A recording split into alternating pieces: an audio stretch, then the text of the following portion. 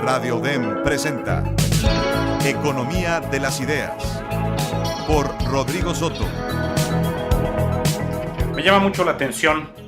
que ciertos individuos, seres humanos, se dediquen a utilizar su tasa de procesamiento neuronal para la mentira, para el engaño y sobre todo, llana y burdamente, para robar. Mi nombre es Rodrigo Soto, bienvenidos a otro programa más de Economía de las Ideas, Radio DEM 90.5, y como es nuestra costumbre, damos las gracias a todo el equipo directivo y operativo para la realización de este programa y mandamos un especial agradecimiento a mi buen amigo Sergio. Bueno, pues aquí estamos contentos por haber visto la serie de Cosmos de Neil deGrasse Tyson, la continuación de Cosmos de Carl Sagan. Y aunque me gustaría ahondar en ese tema y platicar un poco de lo que se vio en ese primer episodio de esta nueva versión o continuación, por así decirlo, hay algo que me llama la atención y que creo es importante analizar, sobre todo para nuestro país. Y es en relación a lo que leí en The Economist sobre la economía del compadrazgo, la economía de la apellidocracia, donde se premia entonces a la apellidocracia sobre la meritocracia. Y bueno, puede ser un tema un poco debatible y tal vez lo vemos desde esta perspectiva. Permítanme la siguiente comparación. Si a un niño, lo pusiéramos a observar el preámbulo de cierto combate, un niño no tan pequeño,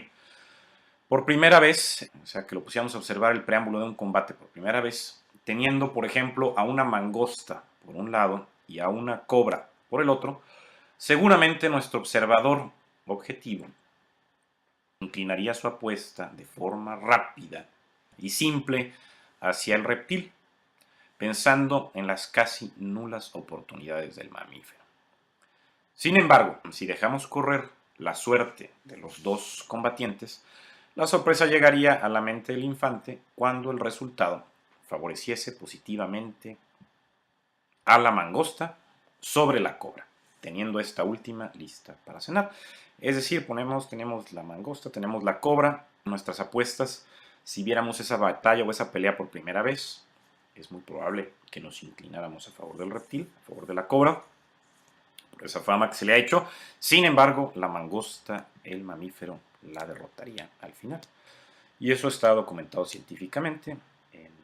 bastantes casos. Y bueno, se hace la anterior alusión porque pienso que es común dar por sentado algo antes de dejar chocar el libre juego de fuerzas en cierto enfrentamiento. Con esto me refiero que aunque pareciera algo indestructible o inalcanzable, tal vez al final pueda ser abollado y de ahí posiblemente transformado o bien colapsado. Y bueno, en este punto en particular me refiero a lo que hemos denominado apellidocracia, siendo la misma el favoritismo laboral a familiares, amigos, conocidos, compadres, entre otros, dentro del mundo académico, empresarial, gubernamental y todo lo referente al mercado público y privado. Además, también lo asociamos directamente cuando le damos tareas de gigantes a enanos, por decirlo de cierta forma. Entonces, ¿a qué me refiero con la alusión, con la comparación entre la batalla de un mamífero y del reptil? En que es común escuchar en este país que el que tranza no avanza y que es una situación ya tan enraizada en nuestra sociedad y en nuestra economía que difícilmente la podemos cambiar. Pero, ¿por qué no pensar en abollar entonces esa apellidocracia para tratar de colapsarla y buscar entonces la meritocracia, es decir, premiar a aquellas personas que se esfuercen en base a méritos y no en base a que conocen a X o Y persona y que por ello les van a dar cierto contrato y por ello se van a hacer millonarios, como lo vemos comúnmente en ciertos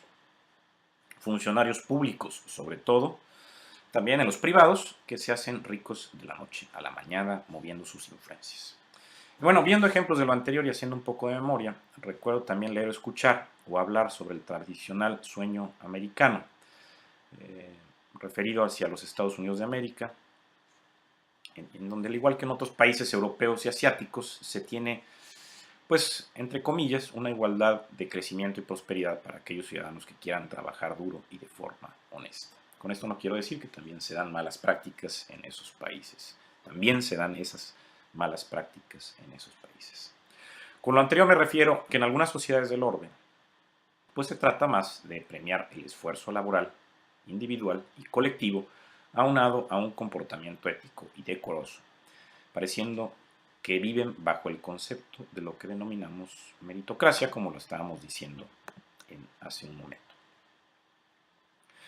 Pero cuando realizamos el mismo ejercicio, viéndonos a nosotros, los mexicanos y bueno, también otros países, remembro a mi país con simples y tristes comentarios como los siguientes y como lo que comentábamos. México no se puede. Tenemos muchas riquezas naturales, por eso Dios puso ahí a los mexicanos. Solamente en México pasan esas cosas. Y lo que decíamos de que el que tranza no avanza, entre muchos otros. Pero siempre haciendo alusión o dando un aplauso simbólico a cierta falta de compromiso, así como al estigma de mediocridad que pareciera a veces definir algunas de las áreas o algunas de las funciones de nuestro mecanismo económico y social, y darle fuerza a ese compadrazgo laboral que también nos estigmatiza. Pero bueno, yo no concuerdo totalmente con esto, pues a pesar de que resulte cómico mofarnos culturalmente en un lenguaje coloquial de nosotros mismos, de nosotros como mexicanos, o crearnos un estereotipo en general, yo creo que esto no aplica a la gran mayoría de la población, y en mi particular percepción considero a los habitantes de mi país como seres con un gran potencial a explotar. Pero tal vez nos sucede como al elefante adulto encadenado en el circo, que recuerda sus años de joven,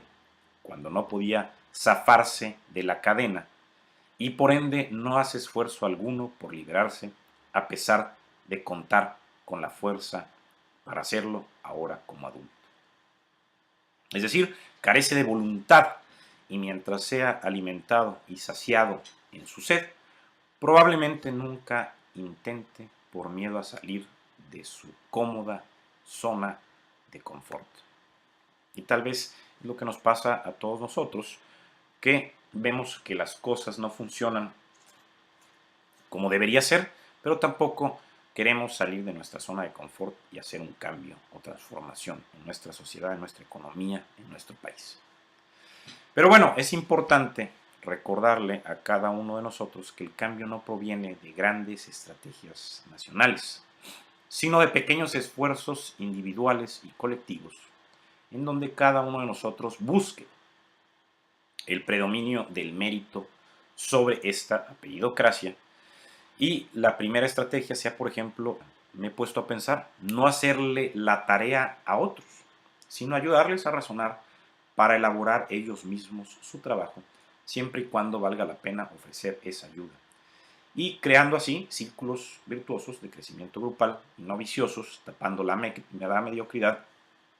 de cierto individuo. Por ejemplo, como sucede comúnmente en muchas situaciones laborales del ámbito público y privado. Además, en este sentido, constantemente se debe analizar la frase de a cada cual de acuerdo a sus necesidades. Y también debemos recordar que es a cada cual de acuerdo a sus capacidades. Y mientras no queramos romper las cadenas que nos atan al suelo, nunca podremos sentir y estimular las neuronas de la mente con esa ansiada libertad, pero sobre todo con la igualdad de oportunidades en beneficio de mi capacidad y de mis conocimientos aplicados en el mercado de la libre oferta y demanda. Bueno, en este sentido es importante comentar un artículo que se llama The New Age of Chronic Capitalism, y, es decir, la economía del capitalismo del amigo, la economía del compadrazgo, como lo dijimos, y que esto se publicó en The Economist y nos habla de que aquellas conexiones políticas han hecho a diferentes personas muy ricas. Es decir, aquellos que tienen la conexión directa con cierto político, en cierta empresa también, se les abren las puertas para hacer sus negocios a diestra y siniestra, haciéndose millonarios de la noche a la mañana. Podemos ver casos en la actualidad que sobran. Lo que se busca o lo que se ve en este sentido es que hay una especie, según nos dicen los economistas, de rent seeking o búsqueda de una renta. Y es lo que lo dicen los economistas, que es un tipo especial, una forma especial de hacer dinero por medio de conexiones políticas. Es decir, entonces no estamos premiando el esfuerzo de un individuo, sino que fulano conozca a sultano y entonces por ende le va a dar todos los negocios a él para que se haga rico, obviamente dándole su parte o su tajada a este personaje corrupto, por así decirlo. Entonces, esto puede ser desde una diferente posibilidad o de diferentes situaciones, diferentes vertientes, por así decirlo. Es decir, por ejemplo, que haya poca competencia, mercados que no haya competencia fuerte para que entren otras empresas a ofrecer el mismo servicio o dar el mismo producto. También poca regulación en la transferencia de los activos públicos hacia ciertas empresas. También aquellas personas que se colocan adecuadamente por medio de conexiones de amistades, como lo decíamos, y que se ve muy marcadamente en diferentes países. Por ejemplo, en una escala que sacó el propio The Economist en este sentido y que se llama Our Chronic Capitalism Index, Planet Plutocrat, se habló de cómo está la colocación de diversos países en relación a los billonarios o millonarios en proporción o en porcentaje al Producto Interno Bruto y de acuerdo a los sectores que tienen compadrazgo y aquellos sectores que no se ofrece el compadrazgo, aquellas economías que están más abiertas, aquellas economías que no son los tradicionales commodities o que no son ligadas a que no existe una sana competencia o al sector energético, por ejemplo, donde también se dan mucho esto de la corrupción. Y bueno, en el Chronic Capitalism Index tenemos a Hong Kong en primer lugar, Rusia en segundo, Malasia en tercero, Ucrania en cuarto, Singapur en quinto, sorprendentemente, Filipinas en sexto y nuestro país, México, en séptimo lugar. Entonces, hablando en este sentido, pues también tiene que ver mucho con la fortaleza de las instituciones, que estas instituciones busquen regular los mercados, darle oportunidad al libre juego de oferta y demanda, donde compitan entonces diferentes empresas, proveyendo un producto o un servicio y no se asignen exclusivamente los contratos para la explotación de ciertos recursos o para ofertar ciertos servicios o dar cierto producto solamente a un par de firmas, a unas cuantas firmas, porque sí, efectivamente, va a hacer que esas personas sean millonarias, pero va a limitar e inhibir la competencia y tiene incidencia directa en cada uno de nosotros, los consumidores. ¿Por qué? Porque nosotros terminamos pagando ese precio tan alto de un producto que con la libre competencia y con el libre juego de oferta y demanda, pues entonces tendría naturalmente que ser más competitivo o bajar. Haciendo hincapié aquí en que a veces se habla mucho de la parte energética, de la parte del petróleo, pero no olvidemos que es un bien no renovable y a la larga el precio tiene que subir, porque si es algo que se va a agotar, se va a acabar, entonces no, el libre juego de oferta y demanda lo llevará hacia arriba, por lo cual es interesante trabajar entonces también, no solamente en mejorar lo que es la extracción y el consumo del petróleo, que si bien es importante, sino también en las energías alternas. Bueno, en este tenor, y hablando entonces de la economía del compadrazgo, de la amistad, tenemos, por ejemplo, ejemplos, perdón por la redundancia, en la biología. Por ejemplo, dentro de la alta esfera administrativa, resulta claro que la imagen, pienso yo, que nos tratan de vender tanto a los subordinados como a los consumidores o clientes, es la de un director general entregado a la empresa, sin descanso, laborando incluso los días festivos, los fines de semana, y lo cual me consta en algunos casos es cierto. Sin embargo, aunado a la venta de esa imagen de paranoia corporativa o adicción al trabajo, se le suma la de que esos personajes de alta dirección sufren de una gran cantidad de estrés y ansiedad, derivado en que desarrollen problemas del corazón y que sean más propensos entonces a enfermedades cardiovasculares. ¿A qué voy con este punto? Que es común pensar que aquellas personas que están hasta arriba, lo que es, por así decirlo, la pirámide económica laboral, pensamos que entonces están más sujetos al estrés y que tienen más problemas en el deterioro de su salud. Bueno, sigamos viendo. En cierto momento, recuerdo incluso reflexionar sobre lo anterior y concluir que en algunos casos, verdaderamente, o en su mayoría, los directores generales sufren de las afecciones que arriba que antes se han escrito, pero en su mayoría hemos visto también que son sus subordinados los que cargan con todo el peso del estrés y ansiedad, mismo que se puede focalizar en una enfermedad duradera que deteriore o fulminante que sea mortal para el individuo. ¿Con qué voy a esto? Bueno, vemos la economía del compadrazgo y decimos, bueno, aquella persona debe tener toda esa riqueza, todo ese poderío, gracias a los grandes esfuerzos que ha hecho. Y vemos que no, simplemente tuvo al amigo idóneo en el momento adecuado o sobornó a aquel privado para alcanzar esa foto. La parte biológica, continuamos. Ahora, nuevos estudios, por ejemplo, señalan que efectivamente aquellas personas que tienen un estatus social bajo es malo para su salud, de acuerdo a un artículo titulado Social Status and Health Misery Index, publicado también en The Economist. Y bueno, no solamente se ha confirmado que aquellos individuos en la cúspide social tienen una vida menos estresante que aquellos en la base de la misma pirámide social, sino que esto demuestra de igual forma o se puede ver en el mundo animal. Por ejemplo, un grupo de investigadores de la Universidad de Chicago, liderados por Jenny Tong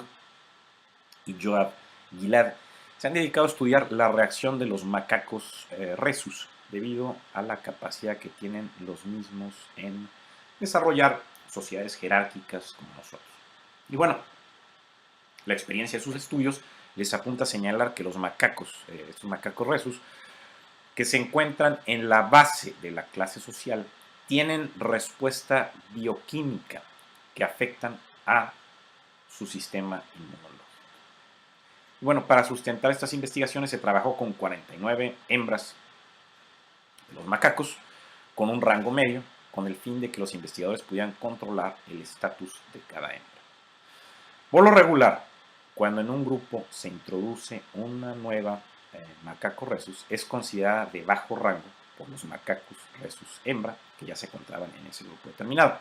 Y a primera vista existían diferencias en la actividad de los genes de los macacos rhesus de alto rango versus las de los de bajo rango. En particular, las macacos rhesus de bajo rango mostraron altos niveles de genes relacionados con la producción de diferentes células relacionadas con el sistema inmune y algunos factores químicos de señalización, así como la inflamación desde la perspectiva de manifestación de enfermedad, donde, por ejemplo, Wikipedia nos dice que se trata de una respuesta inespecífica frente a las agresiones del medio y está generada por los agentes inflamatorios. La respuesta inflamatoria ocurre solo en tejidos conectivos vascularizados y surge con el fin defensivo de aislar y destruir al agente dañino, así como reparar el tejido u órgano dañado. Se considera por eso, o por tanto, un mecanismo de inmunidad innata. Entonces, de acuerdo al escrito, lo más interesante de estas investigaciones de Tung y Gillard es haber logrado encontrar evidencia en la epigenética, que de acuerdo a Wikipedia es del griego epi o sobre y genética, en o sobre y genética o sobre genética, hace referencia en un sentido amplio al estudio de todos aquellos factores no genéticos que intervienen en la determinación de la ontogenia, también llamada morfogénesis o ontogénesis. Y escribe el desarrollo de un organismo desde el óvulo fertilizado hasta su senescencia, pasando por la forma adulta. Es la regulación entonces heredable de la expresión génica, sin cambio en la secuenciación de los nucleótidos. Y el término fue acuñado por Waddington en 1953 para referirse a ese estudio de interacciones entre genes y el ambiente que se produce entre los organismos.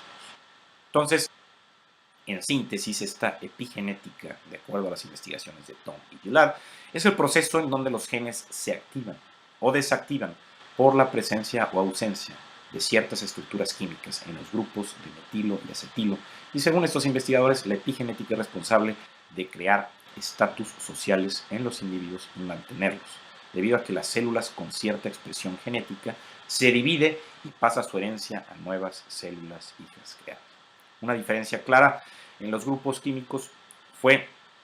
el del metilo, pues se manifestaba diferente entre individuos de clase alta y baja. De forma más simple, cada grupo social, clase alta o baja, tiene una diferencia de expresión genética en la estructura química del metilo. Entonces, por lo anterior, podría considerarse como destino. Tom y Gillard encontraron que esto se puede modificar, pues cuando cierto Macaco Rhesus pasó a un estado social de mayor nivel, también se modificó de forma inmediata su expresión genética, recompensando su sistema inmunológico y traduciéndose en mejor salud para ese individuo en cuestión. Al final, entonces, en esto descrito por The Economist, concluye que lo mejor es entonces subir de peldaño social con el objetivo de tener mejor salud al modificar nuestra expresión genética y eliminar tanto estrés como la ansiedad para proteger nuestro sistema inmunológico. Pero yo agregaría que sería pues, también muy convincente o muy conveniente, a que los altos ejecutivos y directivos no le carguen tanto la mano a sus subordinados. Pues si eso sucede un poco, y bueno, si eso sucede, hemos dicho, también ayuda un poco la lectura de Nietzsche, que nos ayuda tal vez a mejorar nuestro día y sentirnos tal vez como superhombres o supermujeres, según sea el caso, siendo esta posiblemente una mejor medicina en forma de placebo para contrarrestar este efecto oxidativo del estrés y la ansiedad. Nos enfrentamos entonces constantemente a la desfachatez de una sonrisa, como lo hemos hablado en otras ocasiones, donde existe falta de compromiso en la relación que debe establecerse en el libre mercado de transacciones cotidianas o de movimiento de bienes y servicios en el mercado. Y nos estamos acostumbrando entonces a dejar que ciertos individuos que no tienen capacidad neuronal o tasa de procesamiento neuronal probada sean quienes a veces estén arriba de la pirámide, no solamente porque tengan mayor inteligencia que nosotros, sino porque realmente estuvieron en el momento ideal, en el momento idóneo, para entonces tener la conexión entre cierta empresa pública o privada y que les otorgaran entonces la oportunidad de explotar cierto bien o cierto servicio en beneficio de ellos, pero en maleficio de la población. Y para esto entonces recordemos este índice de Chronic Capitalism, de la economía del compadrazgo que saca el Economist, donde nuestro país queda en el número 7, como lo comentábamos, superado solamente por países que también se sabe